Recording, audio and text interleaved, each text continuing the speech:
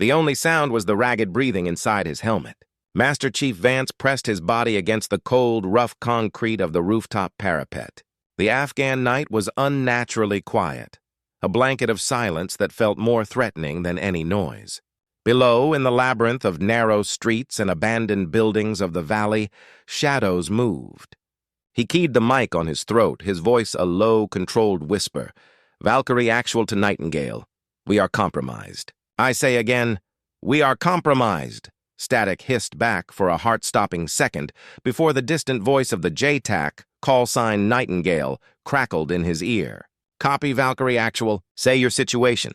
Vance risked a glance over the edge. A flicker of muzzle flashed from a second-story window across the street. They were being surrounded methodically and with purpose. This was not a random patrol. This was an ambush. "The package is secure," Vance said, his hand instinctively touching the hard drive in his chest rig. The intelligence on it was the reason for this high-risk mission. "But the exfil LZ is hot. We have multiple enemy elements converging from the east and south. They knew we were coming." Across the rooftop, his four-man team was a study in controlled tension. Doc, the medic, had his rifle trained on the staircase door, the team's only access point. The other two, Bear and Phantom, covered the opposite sides of the roof. Their night vision goggles cast a ghostly green glow on their focused faces. "The exfil bird is 5 minutes out, Valkyrie." Nightingale's voice came back, strained. "Can you hold?" A sudden burst of automatic rifle fire chipped away at the concrete inches from Vance's head. He ducked down, pieces of stone dusting his shoulders. "We don't have a choice, Nightingale. But it's getting tight up here." The wait was agony. Each second stretched into an eternity. They could hear the enemy now, shouts in Pashto echoing up from the streets, getting closer. The distant thump, thump, thump of the rescue helicopter's rotors was the sweetest sound Vance had ever heard. It grew louder, a promise of survival. Then, the world erupted. A rocket-propelled grenade screamed out of the darkness from a nearby hilltop. It missed the approaching Black Hawk by mere feet, exploding against a building in a shower of orange flame and shattered masonry. The helicopter banked sharply, its side door gunner returning fire. "Nightingale! They have RPGs! They're targeting the bird!" Vance yelled into his mic. The Black Hawk pilot's voice, calm but firm, cut through the radio. "Nightingale, this is Widowmaker 2-1. The LZ is untenable. I repeat, we cannot land. The anti-aircraft threat is too high. We are aborting the approach." A cold knot tightened in Vance's stomach. He watched as the helicopter, their ticket home, veered away, its sound fading into the distance, leaving them in a sudden, deafening silence. They were alone. Enemy fire intensified now that the helicopter was gone. Bullets whined and ricocheted off the rooftop. They were pinned down with no way out. Doc scrambled over to Bear, who was clutching his arm, a dark stain spreading on his sleeve. "Valkyrie Actual to Nightingale," Vance said, his voice dropping, the professional calm cracking for the first time. "The exfil is gone. We are pinned on the rooftop. We have one man wounded." He paused, taking a deep breath, looking at his team. They were looking back at him, waiting for the miracle. He had to face the truth. "Nightingale, the situation is critical. Is there any other asset? Anything at all?" The silence from the JTAC was longer this time. It was an answer in itself. The jarring ring of the red telephone shattered the quiet hum of the ready room. Captain Eva Rostova, callsign Reaper, didn't jump. She simply finished her move, sliding her white bishop across the chessboard to capture her wingman's knight.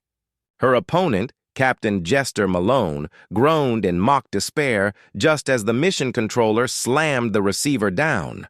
"Scramble! Scramble for CAS mission. Grid Alpha Zulu 9-6. Reaper Jester, you're up!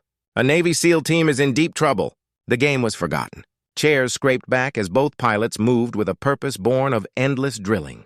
Reaper's mind was already shifting, the calm of the chessboard replaced by a sharp, focused clarity. She was 38, with lines around her eyes that spoke of years squinting at high-altitude horizons.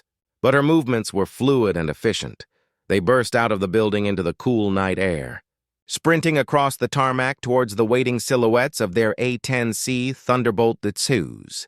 The ground crews were already there, a well-oiled machine reacting to the alarm. The massive twin-tailed warthogs looked brutish and ungainly on the ground, but to Reaper, they were the most beautiful machines ever built. They were purpose. They were salvation for someone having a very bad night. She reached her aircraft, Savage Princess, stenciled below the cockpit. A crew chief handed her her helmet, his face all business. "She's loaded for bear, Captain. Full combat mix. JU-8 is hot." Reaper gave a sharp nod, slapping the crew chief's shoulder before climbing the ladder. She settled into the cockpit, the familiar smell of sweat, oil, and ozone filling her senses. Her hands moved over the switches, a ritual as sacred as any prayer. Oxygen on, avionics power, communications check. Each light that glowed green was a step closer to being the guardian she needed to be. "Reaper, check," she said into her helmet mic, her voice calm. "Jester, check. Ready to bring the rain," came the reply. Outside, the crew chief gave her a thumbs up and pulled the ladder away. The canopy hissed shut, sealing her in a world of gauges and screens. The final connection was the startup of the twin turbofan engines. A low whine built into a deafening, powerful roar that vibrated through her entire body. She felt the aircraft come alive. "Tower, Reaper flight ready for immediate taxi and takeoff." "Reaper flight tower, you are cleared for runway 27. Winds are calm, Godspeed." She pushed the throttles forward, the warthog lumbering onto the taxiway and then lining up on the center line. For a moment, she looked down the long, dark strip of concrete ahead. Then she pushed the throttles to the firewall. The acceleration pressed her back into the seat as the A-10 thundered down the runway. At the last second, she pulled back on the stick, and the heavy aircraft lifted gracefully into the night sky. Below, the lights of the base dwindled to a small cluster of diamonds. Above, an infinite blanket of stars awaited. She retracted the landing gear and turned towards the distant, jagged mountains that separated her from the men in trouble. "Reaper flight is airborne," she transmitted to the command network. A new voice, tense and professional, filled her headset. "Reaper, this is Nightingale on Secure Channel Bravo. Authenticate." She read the code from her screen. "Nightingale, Reaper authenticates Tango Golf 7. Authentication confirmed." "Welcome to the party, Reaper. I am your JTAC. I have a package for you, call sign Valkyrie. They are in a world of hurt." Reaper's eyes flicked to her navigation display. The distance to the SEAL's last known position was daunting. It would take everything the A-10 had to get there in time. She could already see the data link symbols appearing on her tactical screen. A single blinking blue icon represented the SEAL team. Around it, a swarm of hostile red markers was closing in. "Copy that, Nightingale. I have your data link. Painting the picture now? What's Valkyrie's status?" There was a pause on the other end, a silence that felt heavier than any words. "Reaper." Their last transmission was not optimistic. "They are preparing for a final stand." Reaper's jaw tightened. She adjusted her heading by 1 degree, pushing the throttles as far as she dared. The engines responded with a deeper thrum. "Final stand." Those were words no JTAC ever wanted to say and no pilot ever wanted to hear. The race was on, and the clock was ticking down to 0. The only sound on the rooftop was the harsh, rhythmic gasp of Bear breathing through the pane. Doc had tightened a tourniquet high on his arm, the wound a dark, ugly tear in his camouflage. Phantom kept up a methodical, controlled fire down the staircase, his shots echoing like thunderclaps in the confined space. Each shot was a message. "You will not come up here easily." Master Chief Vance listened to the enemy movements below. They were no longer rushing. They were methodical now, like hunters cornering their prey. He keyed his mic, his voice low but clear, meant for the man on the other end of the radio, the voice from the sky that was their only hope. "Nightingale. This is Valkyrie Actual, sitrep. We are down to our last mags. 1 casualty, stable but combat ineffective. Enemy has the building surrounded. They are probing for an assault." He paused, the next words ash in his mouth. "What is the ETA on our Angel?" The voice of the JTAC Nightingale came back, strained with static. "Valkyrie, your Angel is Reaper. An A-10. She is 10 minutes out. You need to hold 10 minutes. It might as well have been 10 hours. A sudden violent explosion shook the rooftop. The door to the staircase blew inward, splintering into 1,000 pieces. Phantom was thrown back, his rifle clattering across the concrete. Smoke and dust billowed into the night air. Shadows moved in the smoke. "They were coming! Contact!" "Top of the stairs!" Vance yelled, firing his weapon into the haze. Doc dropped his medical bag and grabbed his rifle, joining the furious defense. The world narrowed to muzzle flashes and the deafening roar of gunfire at point-blank range. The enemy was trying to overwhelm them in one final desperate push. They beat back the first wave, but Vance knew it was only a matter of time. They were low on ammunition, and the enemy was not. He made a decision. It was the hardest one of his life. He keyed his mic again, his voice rising above the din, not in panic, but in grim, absolute certainty. "Nightingale, listen to me! They are on the roof. They are through the door. It's too late! Do you copy? It is too late for air support." He could hear the urgency in Nightingale's reply. "Valkyrie Reaper is 7 minutes out. She has the guns. Just hold on." Vance fired another burst towards the staircase. "Negative, Nightingale. The LZ is gone. The roof is compromised. Tell Reaper to abort. Tell her to save her fuel and ordnance for another day." He took a deep breath, his eyes meeting those of his team. They understood. They nodded, their faces set in stone. They would sell their lives dearly. "Tell Command. Tell our families." We held the line. "Valkyrie Actual out." He released the mic. The radio was now just a piece of equipment. The fight was all that was left. He looked at the stars above, wondering if the pilot, this Reaper, could see them. He hoped she was smart enough to listen. He hoped she would turn around. Hundreds of miles away, in the silent, star-filled cocoon of her cockpit, Captain Ava Rostova heard every word. She heard the gunfire in the background. She heard the raw finality in the SEAL commander's voice. She saw the data link, the blue icon of the Valkyrie team completely surrounded by a tightening noose of red. The JTAC Nightingale came on the net, his voice heavy. "Reaper, you copy that last transmission? Valkyrie Actual has declared the situation lost. He has advised you to abort the mission. What are your intentions?" Reaper's eyes stayed fixed on the targeting screen. The distance marker ticked down. 6 minutes. She saw the terrain below her, the dark, jagged peaks she had to cross. She thought of the men on that rooftop making their peace. She thought of her purpose in that cockpit. She keyed her mic. Her voice was not loud, but it was iron. It cut through the static and the despair with absolute clarity. "Nightingale, I copy. And Valkyrie Actual, if you can still hear me, I copy you too." She took a breath. "But I am not your Reaper today. My job is to bring you home. I am 8 minutes away. I need you to do one thing for me. I need you to light a candle." The words hung in the air, a lifeline thrown across the mountains. Light a candle. For a long second, there was only the sound of gunfire and ragged breathing on the rooftop. Master Chief Vance stared at his radio, the voice of the pilot named Reaper echoing in his ear. It was an order, but it was more than that. It was a declaration of faith. She was coming. She was ignoring his last request and coming for them. A new kind of energy, fierce and defiant, surged through him. He wasn't just fighting to die anymore. He was fighting to live. "Doc! The IR strobe, now!" Vance barked. Doc, crouched next to Bear, didn't hesitate. He fumbled in a pouch on his vest and pulled out the small, cylindrical device. It was an infrared strobe light, invisible to the naked eye, but a brilliant, flashing beacon to anyone with night vision technology. He slapped the switch.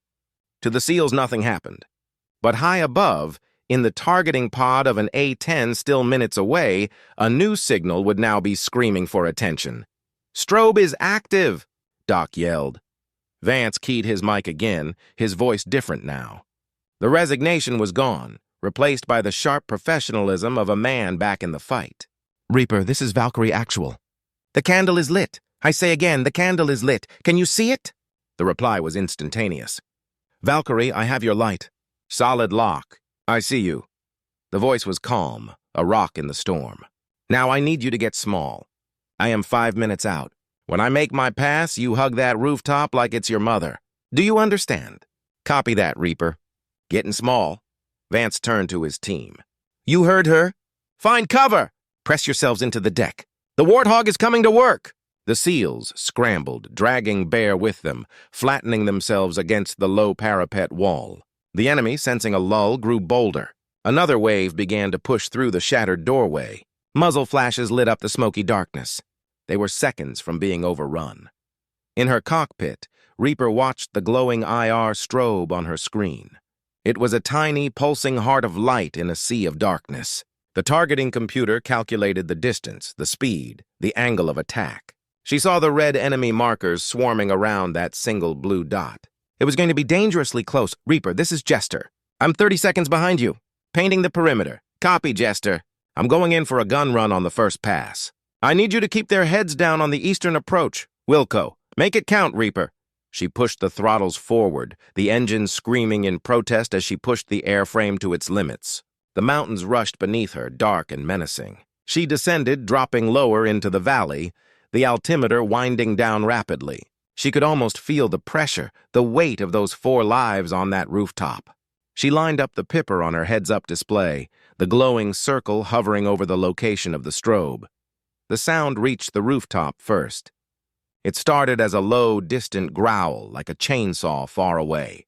But it grew with terrifying speed, transforming into a deafening, ripping roar that shook the very air. It was a sound unlike any other in the world. The sound of the A-10's massive GAU-8 Avenger cannon. The enemy fire from the staircase stopped abruptly, replaced by shouts of confusion and alarm. Vance risked a glance over the parapet. He saw a dark shape scream past overhead, so low he felt he could almost touch it. And then he saw the tracers. A solid stream of fiery red lines reached down from the sky like the wrath of God, slamming into the street directly below the rooftop and stitching a line of destruction through the enemy positions that had been massing for the final assault. The sound was not just loud, it was physical. A deep, earth-shattering brrr-t that vibrated in their bones. Dust and debris exploded into the air. The enemy assault dissolved into chaos. For the first time in what felt like hours, there was a moment of stunned silence on the rooftop, broken only by the fading roar of the A-10's engines as Reaper pulled up into the night sky. Phantom let out a shaky breath he didn't realize he'd been holding. Holy. Vance keyed his mic, his voice thick with the emotion he couldn't name. Reaper. Hit was effective. You scattered them. They're falling back. The calm voice returned to his ear. Good copy, Valkyrie. That was just the introduction. Now let's talk about getting you out of there. The real work is about to begin. The dust from Reaper's cannon run hung thick in the air, a chalky fog that stung the eyes and coated the tongue. The deafening roar had faded, replaced by an eerie, ringing silence. On the rooftop, the SEALs slowly raised their heads. The enemy fire had stopped. Below, they could hear shouts of panic and confusion, the sounds of enforce that had just been struck by a divine hammer. Master Chief Vance allowed himself a single sharp breath of relief. It was short-lived. Phantom Doc, watch that doorway. They'll regroup. He keyed his mic. Reaper, Valkyrie Actual. That was effective. You have our full attention. Glad to hear it, Valkyrie. Reaper's voice was all business, already focused on the next problem.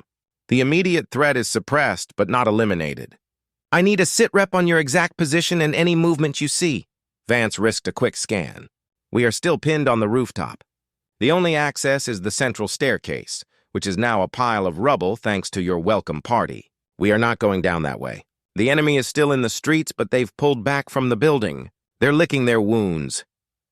Copy. I'm coming around for another pass. My wingman Jester is engaging targets on the perimeter. As if on cue, the distant crump of explosions echoed from the east. But Valkyrie, I need to be blunt. I am bingo on fuel sooner than I'd like. We don't have time for a prolonged engagement. We need to create a new exit strategy. Look around. Is there any other way off that roof? A courtyard? An adjacent building? Vance scanned the area again, this time with a new purpose. The rooftop was a square of concrete. One side overlooked the main street, now littered with the wreckage of the enemy. The other 3 sides backed onto a tight cluster of other flat-roofed buildings, but the gaps between them were too wide to jump, especially with a wounded man. Then he saw it. On the south side, a lower section of the roof, maybe a storage shed or an addition, created a small enclosed courtyard within the building's footprint. It was filled with debris and junk, but it was mostly shielded from the main streets. Reaper, I have a possible LZ, south side of our position. It's an internal courtyard, maybe 10 by 10 meters. It's tight. Tight is what I do, Valkyrie. Mark it with your laser. I need to see it. Vance pulled the laser rangefinder from his vest. He aimed it down into the shadowy courtyard and pressed the button. An invisible beam of light painted the spot. In her cockpit, Reaper's targeting pod slewed to the new coordinates. The screen resolved into a sharp green-tinted image. It was tight, dangerously so, but it was also defensible. The high walls would protect a landing helicopter from direct fire from the streets. I have your laser. I see the courtyard. That will work. Her mind was racing, calculating angles, threats, and the precious remaining fuel. Okay, Valkyrie, here's the plan. On my next pass, I'm going to make that courtyard your new front door. I'm going to use rockets to clear the walls and any hostiles in the immediate area. Then, Jester and I will perform a show of force. We're going to fly so low and so loud that we scare every last fighter into hiding. That's when you call in the new exfil bird. They'll have a 60-second window to get in and get you out. Do you understand the sequence? Vance looked at his team. They were listening, their faces grim but determined. 60 seconds. It was all they would get. We copy, Reaper. You clear the courtyard, you scare them off, we call the cab. What's your ETA? I'm turning final now, Reaper said, her voice dropping to a focused whisper. Get ready. This is going to be close. When I give the word, you move. Don't look back.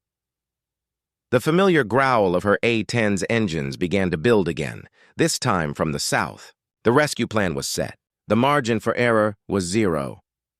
The growl of the A-10's engines swelled from a distant rumble to an earth-shaking tremor. Captain Ava Rostova lined up her approach, her eyes fixed on the targeting screen. The green-lit image of the courtyard was small, a postage stamp surrounded by high walls. This was not a job for the massive cannon. This required the precision of a surgeon. Valkyrie, Reaper. I am inbound with rockets. Confirm you are clear of the south wall. Reaper, Valkyrie. We are clear and flat. The courtyard is all yours. Vance's voice was tight. Reaper's thumb hovered over the weapons release button. The pipper on her heads-up display danced over the target. She had one chance. Too high, and the rockets would sail over the walls and be wasted. Too low, and she would risk hitting the SEAL's position. She adjusted her grip on the stick, her movements micro-corrective. The aircraft was an extension of her will. 3, 2, 1, firing! A sharp whooshing sound erupted from under her wings. 2 Hydra rockets streaked away, trailing smoke and fire. They flew for what felt like an eternity. Then, twin explosions blossomed on the south side of the building. Not on the courtyard itself, but on the outer walls surrounding it. Chunks of mud brick and stone erupted into the air, clearing the line of sight and eliminating any enemy that might have been hiding there. The impact shook the rooftop violently. Dust and debris rained down on the SEALs as they pressed themselves into the concrete. Rockets away, Reaper called, already pulling back on the stick to gain altitude. Impact effective. Jester, you're up. Make some noise. Copy, Reaper. Coming in hot. Jester's A-10 appeared from the east, flying even lower than Reaper had. He didn't fire a shot. Instead, he flew directly over the main street where the enemy had regrouped, his engines screaming at an ear-splitting pitch. The sheer, terrifying noise of the low-flying jet was a psychological weapon. It was a show of force designed to paralyze with fear. The effect was instantaneous. The sporadic enemy fire that had started up again ceased completely. On the rooftop, Vance dared to look over the edge. In the streets below, he saw figures running for cover, scrambling into doorways, their attention completely captured by the 2 demons in the sky. Now, Valkyrie! Now! Reaper's voice was urgent in his ear. Call the bird! Your window is open. Vance didn't hesitate. He switched channels on his radio. Nightingale, Nightingale, this is Valkyrie Actual. New LZ is hot but viable. South Courtyard! We need immediate exfil! Acknowledge! The JTAC's voice came back instantly, filled with a new hope. Valkyrie Nightingale, we copy. The new exfil bird, callsign Pave Hawk, is already en route. They were holding 5 miles out. They are turning in now. A-10, 90 seconds. Stand by. 90 seconds. It was an eternity. The roar of Jester's engines faded as he pulled away. In the sudden comparative quiet, the SEALs knew the enemy would recover their nerve. They had to move. Doc, Phantom, get Bear ready. We're going over the side into that courtyard on my mark, Vance commanded. The second that helicopter touches down, we board. No delays. They moved to the south edge of the roof. The rocket strikes had torn a sizable gap in the wall, creating a rough, sloping ramp of rubble down into the courtyard. It was a dangerous climb, but it was a way out. Doc and Phantom slung Bear's arms over their shoulders, preparing to carry him down. Vance looked up into the dark sky. He couldn't see Reaper, but he knew she was there, circling like a hawk, her eyes on every movement below. The distant thump-thump-thump of the approaching Pavehawk helicopter began to tease the edge of his hearing.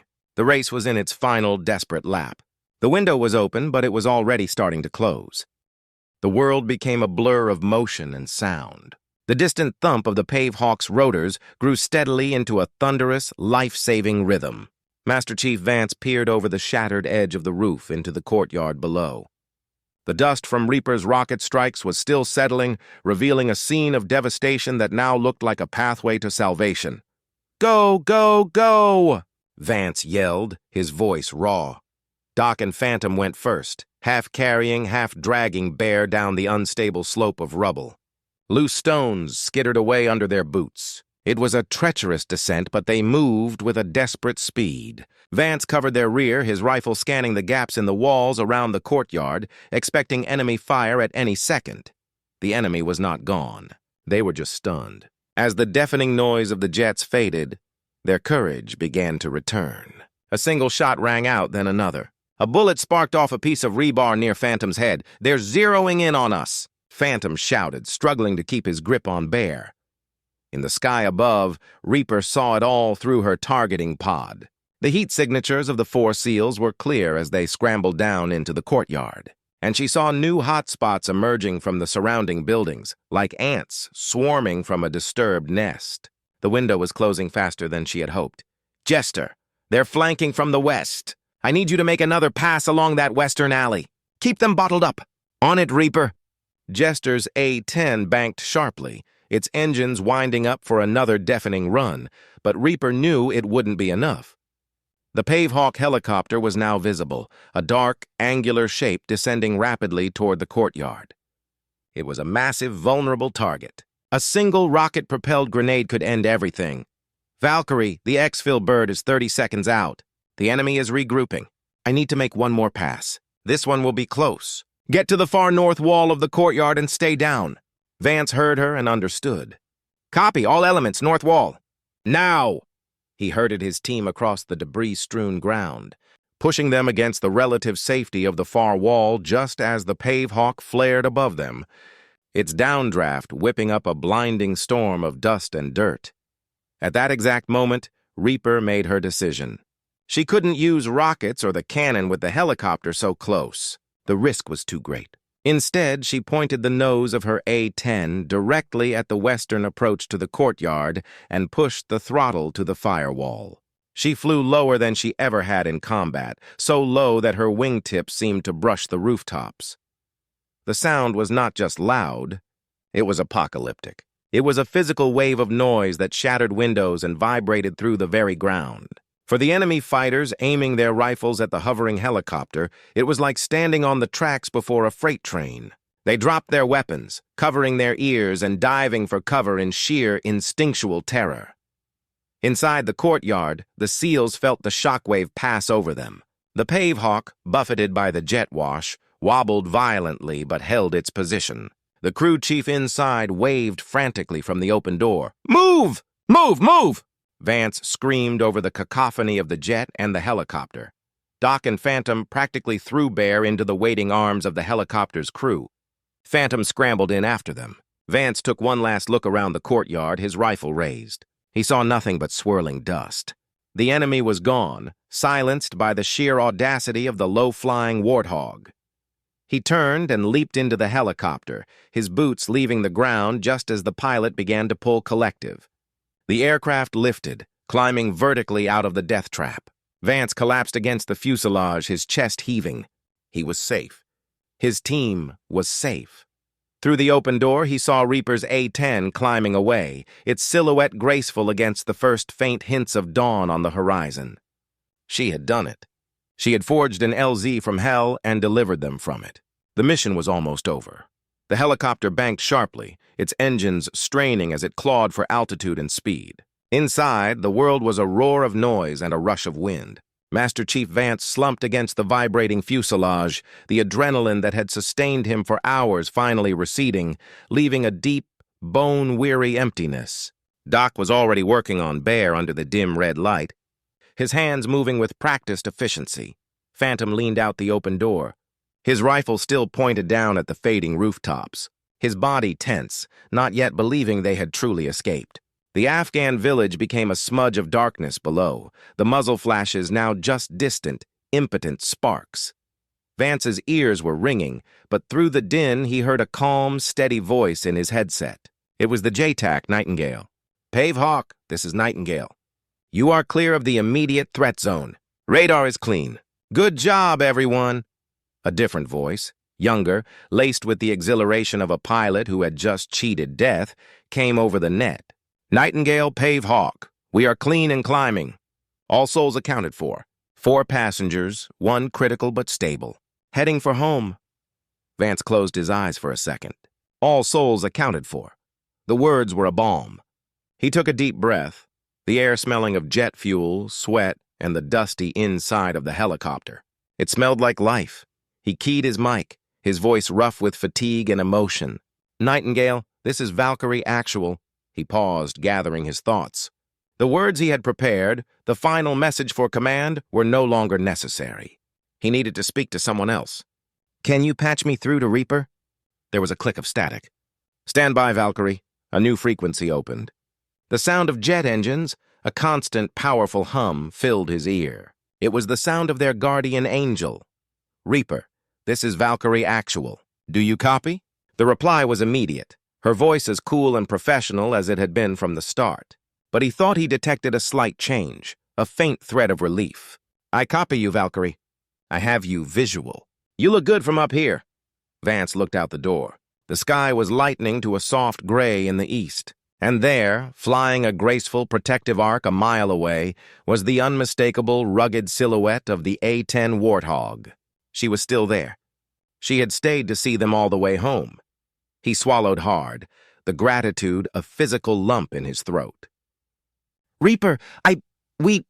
The formal debrief could wait. The official report would be filled with technical terms. This was something else. "That sound... the sound of your gun?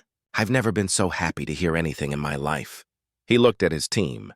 Doc gave him a tired thumbs up. Phantom had finally pulled back inside, a grim smile on his face. "You saved our lives. My team, we owe you everything." There was a moment of silence on the other end, just the hum of her engines.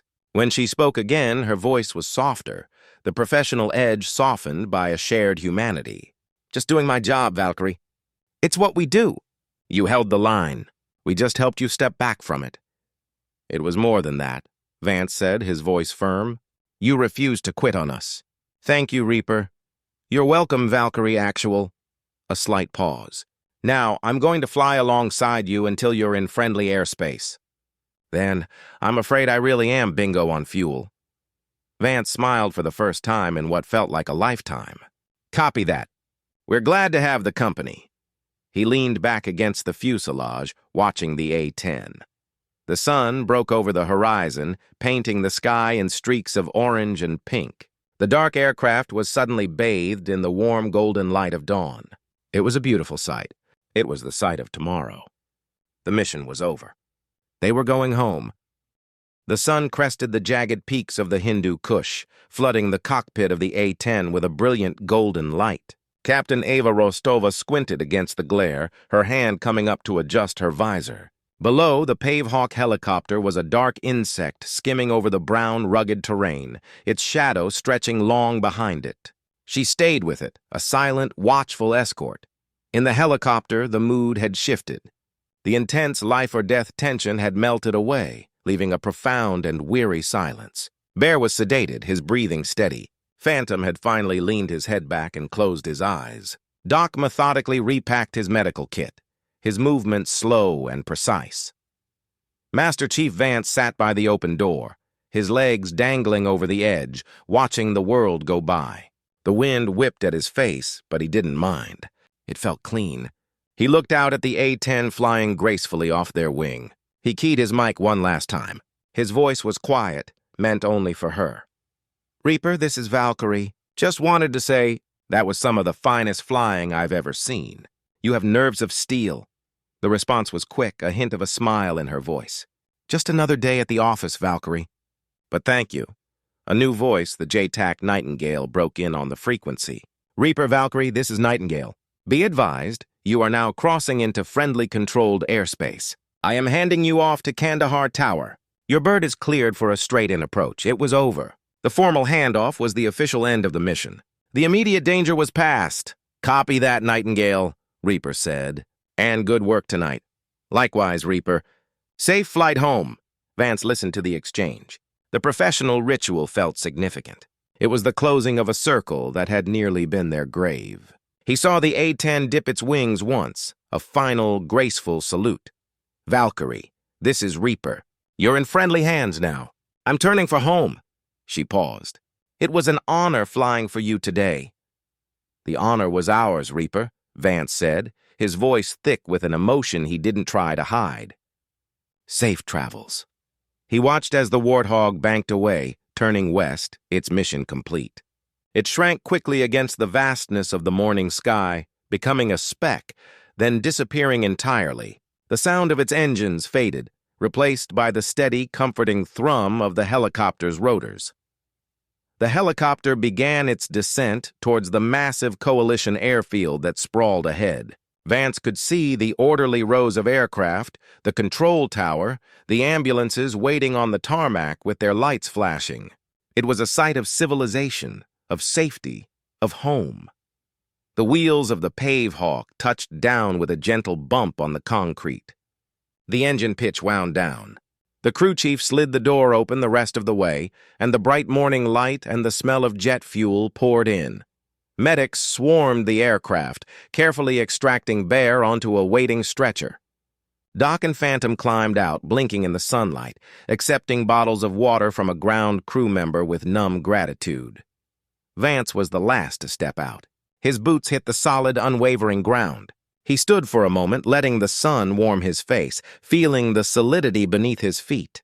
He looked up at the clear blue sky where Reaper had vanished. A week later, a small, plain cardboard box arrived at the squadron headquarters for Captain Rostova. Inside, nestled in packing foam, was a simple, polished stone. There was no note, no return address. But etched into the surface of the stone were 2 words: "Thank you." And below that, a single set of coordinates, the numbers for the rooftop where they had made their last stand. It was a reminder that on the darkest nights, even when all hope seems lost, the sound of an angel's wrath can be the most beautiful sound in the world.